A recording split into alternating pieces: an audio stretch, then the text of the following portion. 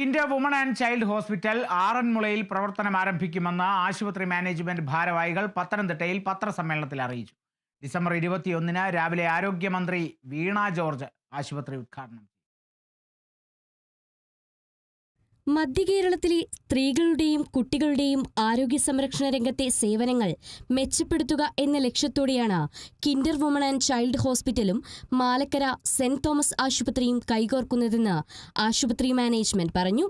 ഞങ്ങളുടെ രണ്ടാമത്തെ ഫേസ് ആയിട്ടുള്ള ഗ്രോത്തിന്റെ ആദ്യത്തെ സെന്ററാണ് ഈ ആറന്മുളയിൽ നമ്മൾ ഡിസംബർ 21 സ്റ്റാർട്ട് ചെയ്യുന്നത്. ഇത് കൂടാതെ നമ്മൾ 2 സെന്ററും കൂടെ വലിയ താമസമില്ലാതെ, ഒന്ന് കൊല്ലത്ത് മാർച്ച് 8 നമ്മൾ ടെന്റേറ്റീവ് പ്ലാൻ ചെയ്യുന്നു, അതുപോലെ എടപ്പാള് നമ്മൾ സ്റ്റാർട്ട് ചെയ്യുന്നുണ്ട്. അപ്പം ആദ്യമായിട്ട് നമ്മുടെ ഈ രണ്ടാമത്തെ ഫേസിൽ ആദ്യത്തെ ഒരു ഹോസ്പിറ്റലായിട്ട് എക്സ്പാൻഷന്റെ പാർട്ടായിട്ട് സെന്റ് തോമസിനെ എടുക്കാൻ പറ്റിയതിൽ നമുക്ക് ഒത്തിരി സന്തോഷമുണ്ട്.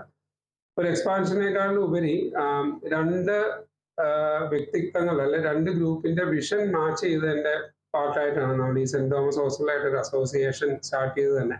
അന്താരാഷ്ട്ര നിലവാരമനുസരിച്ചൊരുക്കിയ ആശുപത്രിയിൽ ഗൈനക്കോളജി, ശിശുരോഗ വിഭാഗം തുടങ്ങി വിവിധ സേവനങ്ങളും ലഭ്യമാണെന്ന് അധികൃതർ അറിയിച്ചു. സാമ്പത്തികമില്ലാതെ ഒരു ഗൈനക്കോളജി രോഗിക്ക് പോലും ചികിത്സ നിഷേധിക്കപ്പെടരുത്.